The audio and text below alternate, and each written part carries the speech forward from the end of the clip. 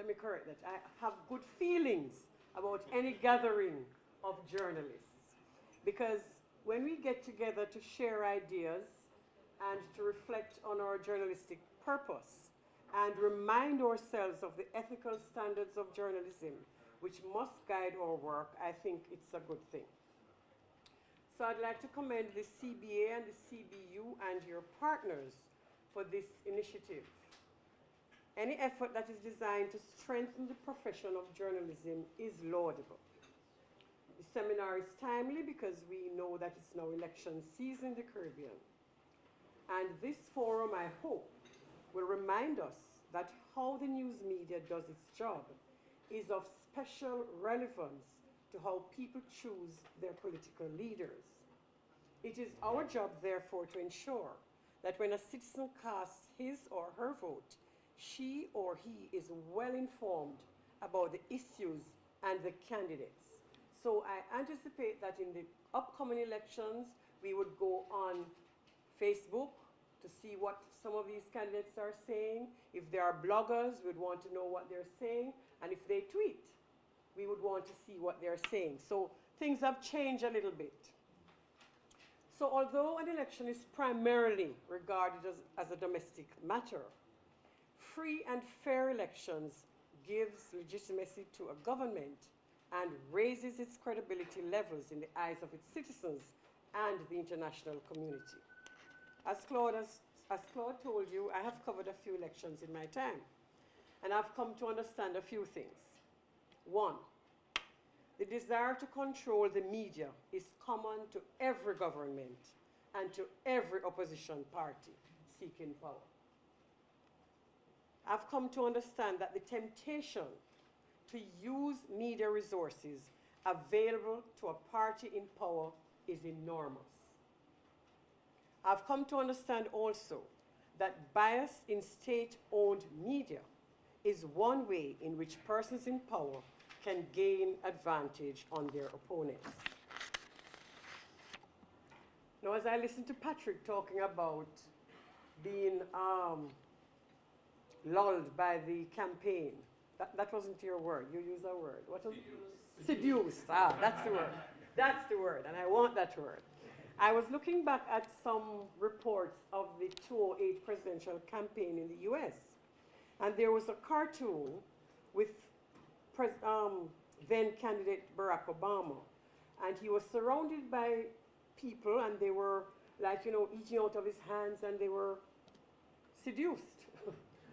And the security guard who was sitting close by said, "Excuse, please make way for the press." And they replied, "We are the press." Now, add to that, 2/3 of the American public says they did not trust the media's campaign coverage. 2/3. 60% said the reporting was biased, and 88% said campaign coverage focused on trivial issues and missed crucial stories. So when I read all of that and digested it, I said, you know, everybody has their problems. And I'm not going to mention the UK now. So today I'm addressing the topic, professionalism in the face of intimidation, threats, and danger. And I kind of tweaked that a little bit when I thought about it, and I said, I put it this way: can there be professionalism in the face of intimidation, threats, and danger? And I'm speaking within the context of the 2006 elections in Guyana. Lennox Grant, Trinidadian journalist, and myself were invited by the Guyanese media to carry out the following tasks. We were asked to monitor compliance with the code of conduct during the election campaign. We were asked to investigate complaints and make general comments on the performance of the media in relation to the code. And we were asked to prepare a final report with recommendations to help in charting an overall media policy for Guyana. And I do have copies of the code if anybody is interested in seeing this document. Now, nearly 40 media leaders in broadcast and print, both government-owned and private entities, signed this code. And even before setting foot in Guyana, Lennox and I read this 8-page document. We found this code of conduct written by Guyana's journalists to be an admirable and highly respectable document. In our first public appearance in Guyana, we remarked that the code of conduct read like a resolution unanimously passed in favor of rethinking, reforming, and re-engineering media practice in Guyana, and it was our view that the entire Caribbean could benefit from such recommendation, from such recommitment.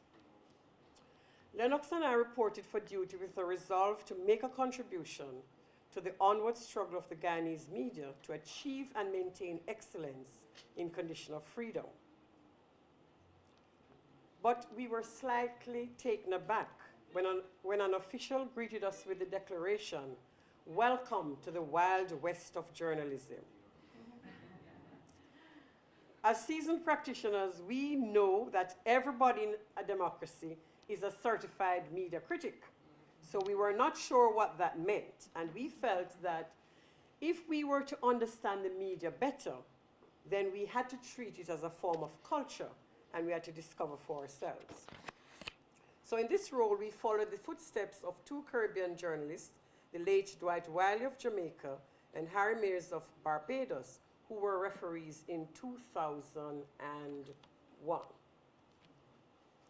So what did we find in Guyana? We were referees without the benefit of yellow cards or red cards. But we decided that we would employ a whistle of our own. So we would call timeout for consultations, and in extreme cases, we would rule offside plays or fouls.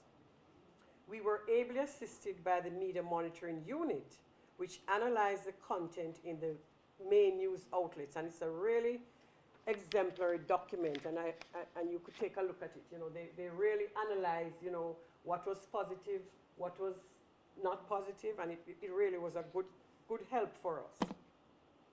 Now, in order to get an understanding of the media and the social and political environment of the country, we spoke to key players in Guyana.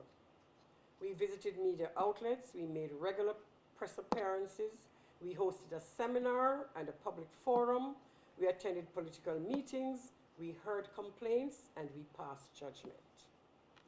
As you know, there are two major political parties, the People's Progressive Party, C, and the People's National Congress, 1 Guyana. And they have ruled independent Guyana since 1966. The PNC governed for 28 years, and the PPP has been government since 1992. Now, we found two different perspectives on media, depending on who you were talking to. One view said, the state media does the bidding of the party in power and cannot be trusted. The other view said, the state media is concentrating on the work of government to improve the lives of its citizens, and the private media merely opposes the government in non-constructive ways and employs commentators and talk show hosts who make outrageous accusations against the government. And the truth is, we found validity in both perspectives. Now, what was the media landscape like? In television, we counted 22 stations. Yes. Most of them were just like a VCR or satellite dish, and they were parroting programs from international sources. Local programming was limited to a little news, interview programs, documentaries, and talk shows. Guyana is talk show heaven. And the hosts claim that their primary role is to inform, but often the information is elevated rumor, unsubstantiated allegation, much of it being defamatory.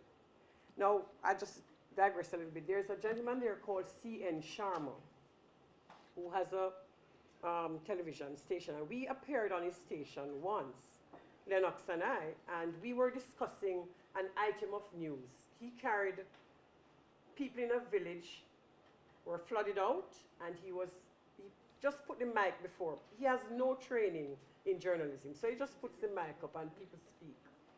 And they were talking about their difficulties. And juxtaposed to that, he had a clip of the president dancing at a function maybe months before. Right. So when we were on this, I said, you can't do that. And he looked at me as if I was crazy. Why can't I do that, he says. Well, you know, that's another story. But this is a gentleman who went to a village, I'm told, and he told the people, if you vote for me, I will come back here and electrocute all this village. So that's Mr. Sharma for you. And I'll get back more into Sharma. Radio remains a state monopoly. And in the week before the elections, the ruling party called attention to a pirate station which it accused of broadcasting opposition propaganda. We read this as an expression of frustration because there have been multiple calls for liberalization of the radio license, even to the University of Guyana, which has a media department. And we felt, when we went there and spoke to them, that their education would be far superior if they were able to, if they got a radio license. And that, I think, has been challenged in the courts, and it has been there for a while. And these things do take a while in Guyana. Now, in 2006, there were 3 dailies: the Guyana Chronicle, the Starbuck News, and Culture News.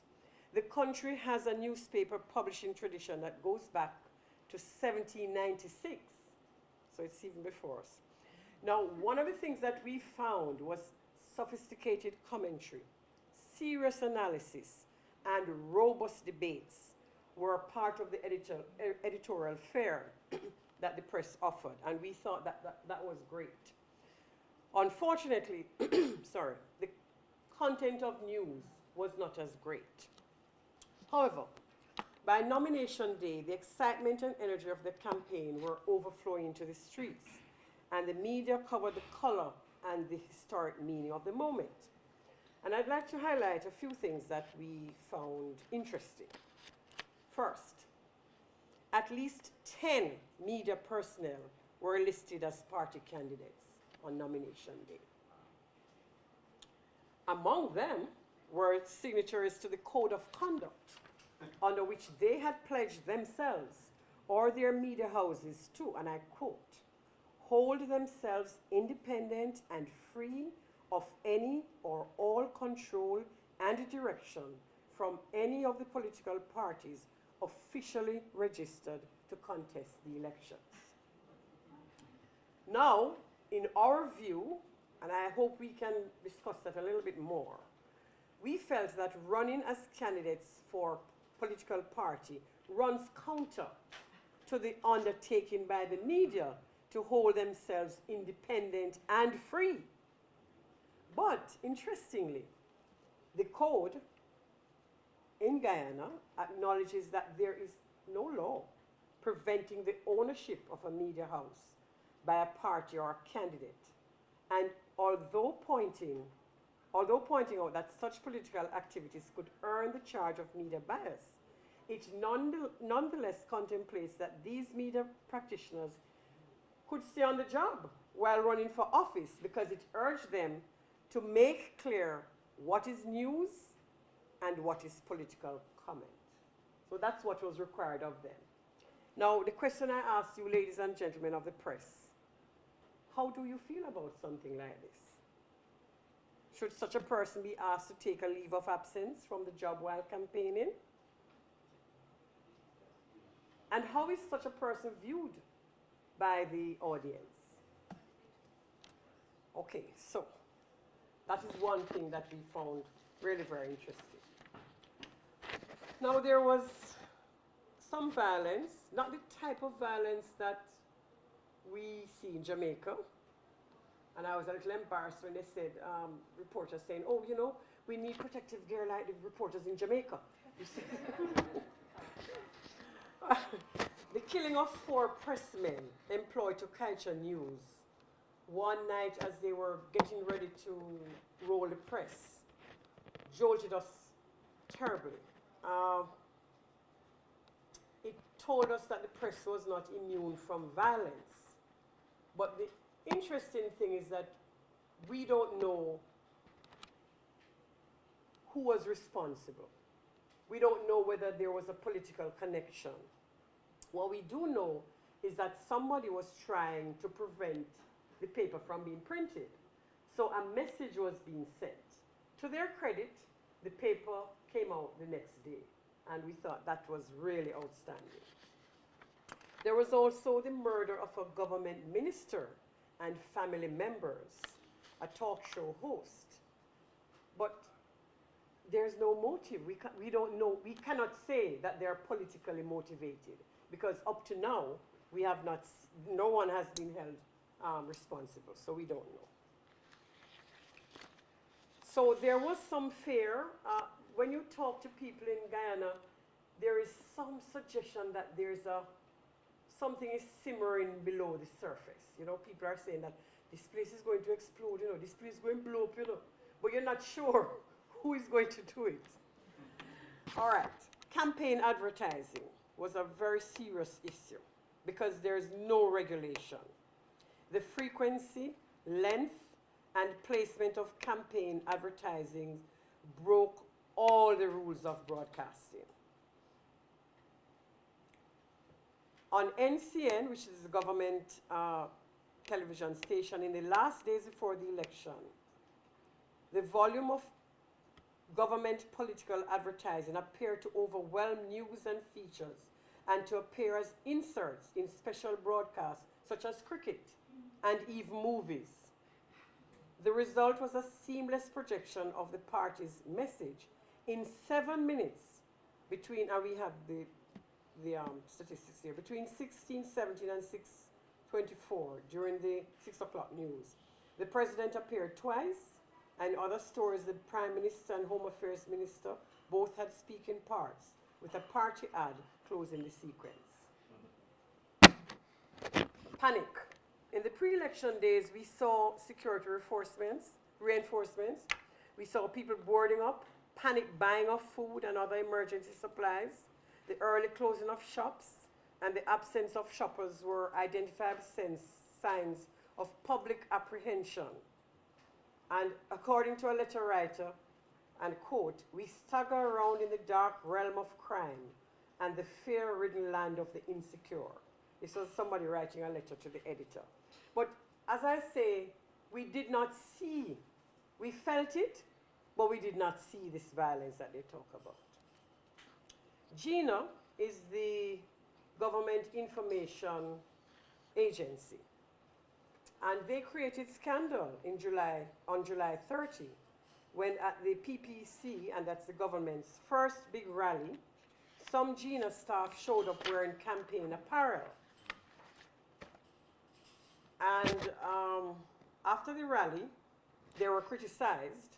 In an editorial, it says, quote, "There for all to see were some employees of the state media sporting jerseys and caps, proclaiming their support for and loyalty to the ruling party." We sent out a news release, and we thought that this was bad practice and bad form. Now, what happens after the media monitoring ends? There were several recommendations that we made to advance the work of self-regulation, because we truly feel that the media should regulate itself rather than having some power external to the media regulate them. And the more we take steps to show that we are careful, we are unbiased, we are fair, the better it is for us to regulate our own business. I don't think that we should have government regulating media. So some of the recommendations we made in Guyana was for the establishment of an independent press council. We also suggested that they lobby for the passage of the Freedom of Information Act, and we have seen in Jamaica how that has helped. The end of monopoly of radio, establish regulations for political advertising, greater support of the University of Ghana Center for Communication Studies, and to establish an arm's length relationship between government and management of state-owned media. Okay, now in terms of coverage of elections. I know that Patrick has touched a few things, but I'd just like to tell you some of the things that we went through with them. First of all, we said you must have a plan, because an election campaign is a newsroom's golden hour. And coverage calls for careful planning because it involves major deployment of staff. So some people would appoint an election task force comprising the staff who will be involved. Sorry. And your plan should be fully in effect from nomination day.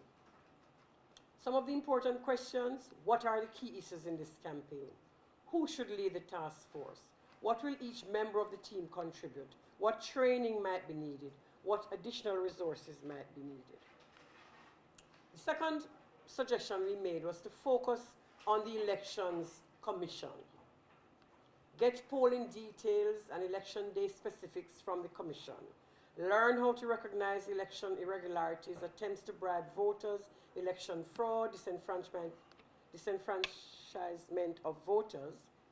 The journalists should understand the voting system, electoral laws, and what qualifies citizens to vote, including time and place of voting, what identification is needed for establishing eligibility and the mechanism of voting, including secrecy of ballots. Voter education is the media's responsibility too. Excellence in election reporting takes as its starting point the voters' needs. Fair and free elections are not only about casting a vote in ideal conditions, but also about having adequate information about the parties, their policies, their candidates, and the electoral process to make an informed choice at the polls. Accuracy, accuracy. Well, I don't need to tell you about that because it's our highest priority. And if you get it wrong, the essence of journalism is a discipline of verification. Should you get it wrong, you have an obligation to correct it at the earliest opportunity. Cover the underdogs. A candidate thought to have no chance of winning the elections should still be covered with care and respect. Uneven coverage is a sure way to lose audience and credibility. Assignments to cover small-time parties and candidates provide good training opportunities for young reporters. Achieving balance. We should always strive for balance in reporting. And if a candidate makes an allegation against another candidate or against an electoral official, the journalist should see comments from the other side where possible and ask for documentary evidence to back up allegations. Stick to the issues. Watch out for candidates or parties that employ clever public relation tactics to call attention to their campaigns while avoiding important national issues. Issue coverage is much more than presenting two opposing voices. The journalists should look beyond disagreements and seek to find out their root causes. Watch your language. Avoid using language or expressing sentiments that may promote violence or discrimination on any grounds, including race, religion, or politics. When reporting the opinions of politicians and others who advocate discrimination or violence, a journalist should endeavor to put such views in context and try to get the opinion of those whom such sentiments are, against whom such sentiments are directed. Do not accept inducements from candidates or their supporters, and I think Patrick said that. Do not make promises to politicians or party agents about the content or placement of a report. If you are unable to deliver, you could create enemies for your news organization. Beware of campaign stunts and tricks. Develop an understanding of the media strategies adopted by political parties to communicate their message. And I must tell you this. When I worked at The Gleaner, Mr. Siaga apparently studied the way the media operates, and he decided that if he had a major announcement to make, he would do it on a Sunday afternoon, because he got to understand that Sundays were thin news days. And if he had, so I went to